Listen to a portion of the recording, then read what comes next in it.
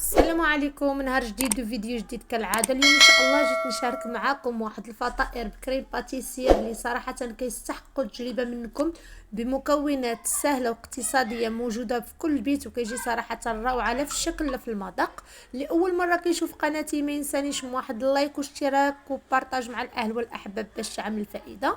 وما نطولش عليكم الفيديو، يلا معايا ان شاء الله نشارك معكم المكونات كاملين اللي غنحتاجو ان شاء الله في هذه الفطائر ديالنا.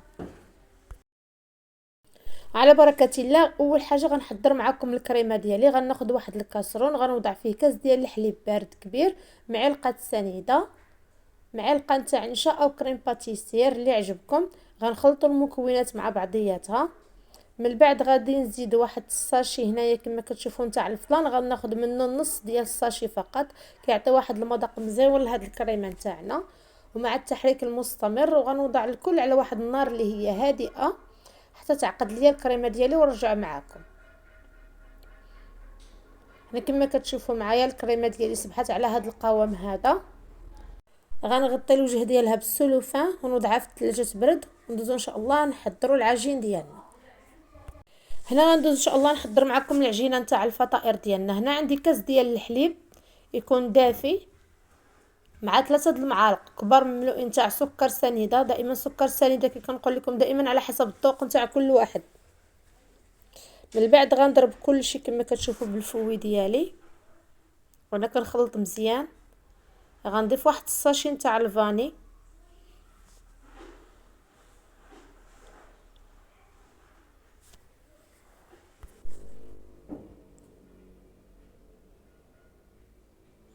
هنا عندي نص كاس نتاع الزيت نباتيه وقياس نتاع كاس ديال العنبه.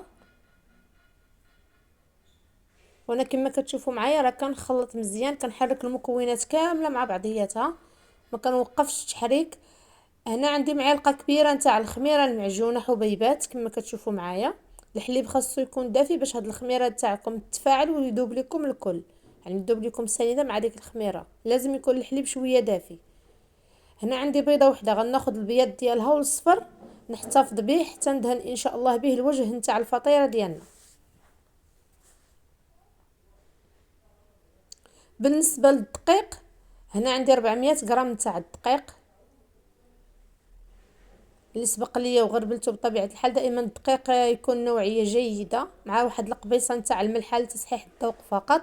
وانا كنوضع الدقيق شويه بشويه دائما على حسب الدقيق، يعني في دقيق كيشرب وفي دقيق لا. انا غنبقى نخلط مزيان كما كتشوفوا معايا. من بعد غنجمع العجينه باليد ديالي، غنحس بها بقات تجمع ليا هكا شويه غنكمل ان شاء الله نخدمها باليد ديالي. ما غنصلح لا ندلكوها لا حتى شي حاجه. غنجمعوها العجينه دائما تاع الفطائر خاصها ما تكونش ثقيله وما تكونش خفيفه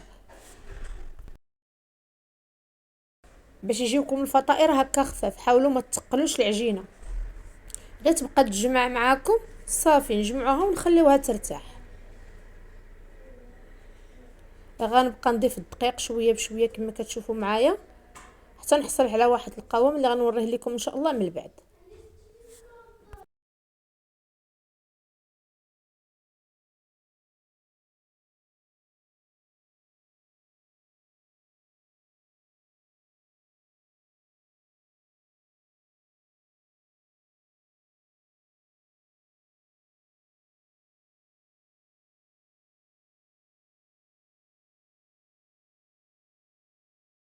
من بعد ما جمعت العجين ديالي كما كتشوفوا هنا غنوضع واحد المعلقه هكا نتاع الزبده.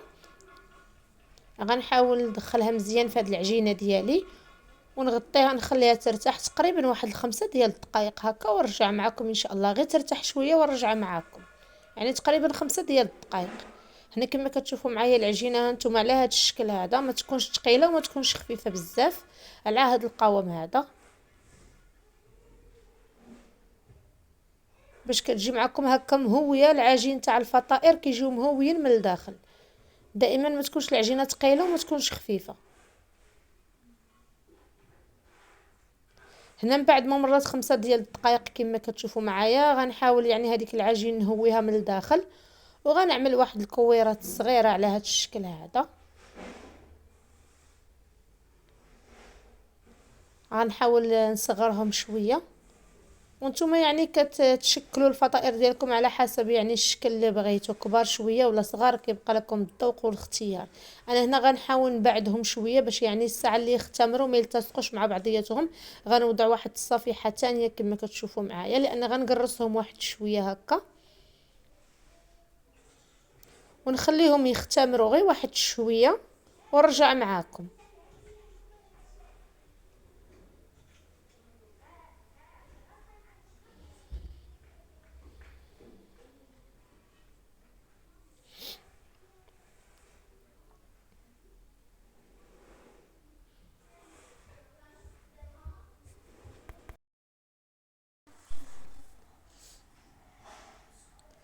هنا من بعد ما مرات 10 ديال الدقائق بالضبط كما كتشوفوا معايا، ما غاديش يعني نخليو الفطائر يخمروا اكثر من 10 ديال الدقائق باش ياخذوا القياس ديالهم.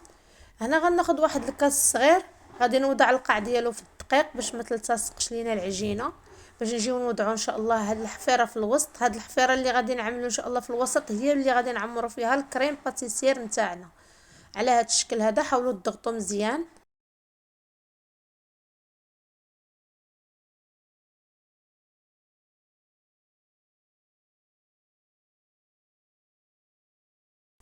بالنسبه للكريمه حاولوا البنات ما تكتروهاش، بس الساعه اللي تدخلوا الفطائر ديالكم للفرن ما يسيحوش ليكم. على هذا الشكل هذا كما كتشوفوا غنكملوا الكميه كامله اللي عندنا تاع الفطائر بنفس الطريقه.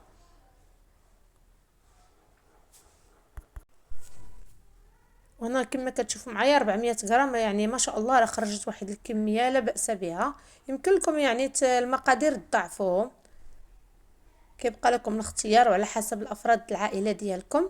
بنفس الطريقه غادي نستمر، يعني الطريقه اللي عملت في الاول غنعملها حتى في الثاني في نفس اللاطه كما كتشوفوا معايا. الفرن هنا راه عندي انا مسخناه، غادي نوضع ان شاء الله الفطائر ديالي فيه. من بعد ما ندهن الوجه ديالهم بالصفر نتاع البيضه اللي كنت مخليه جانبا محتفظه بها. عملت صفر بيضه طربتها مع شويه الفاني او شويه الخل باش كتحيد هذيك الصفوريه نتاع البيض. هذوك الجنيبات كاملين غادي نحاول ندهنهم هكا كما كتشوفوا معايا بالصفر ديال البيض. غنوضع ان شاء الله الفطائر ديالي في الفرن حتى يتحمروا ليا من جميع الجوانب كلهم ان شاء الله، ونرجع معكم ونوريكم الشكل النهائي نتاعهم.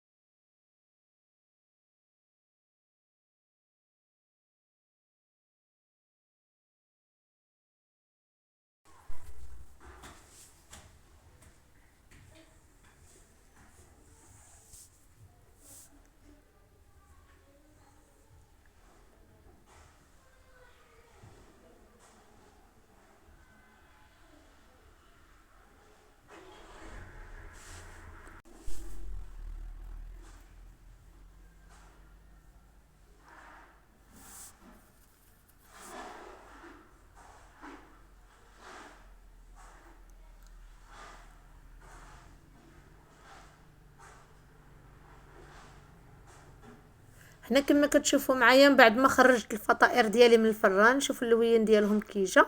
هنا اما الكونفيتير تعملوه على الوجه كيبقى لكم اختياري، او يمكن لكم تخليهم هكا سامبل. انا هنا عندي العسل او النباج اللي متوفر عندكم، يعني هاد الزين كيبقى تزيين يعني اضافي اختياري.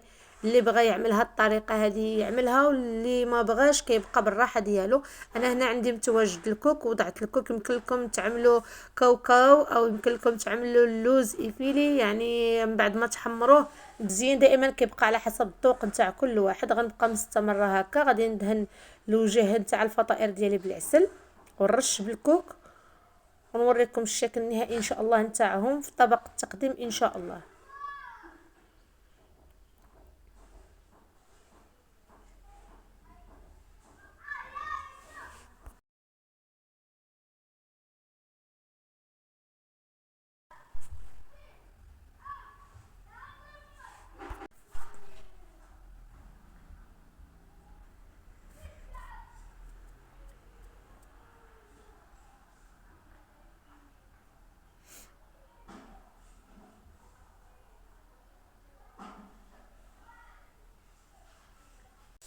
هنا الفطائر ديالنا راه صبحوا جاهزين كما كتشوفوا معايا. صراحه كيجيو خفاف ومهويين وما كياخذوش منا حتى واحد الوقت، يعني بسرعه كيوجدوا معاكم. غنفتح معاكم واحد الوحيده باش تشوفوا الشكل، يعني من الداخل كي جاو مهويين وخفاف. انا متاكده ان شاء الله الا جربتوهم لوليداتكم غينالوا الاعجاب ديالهم.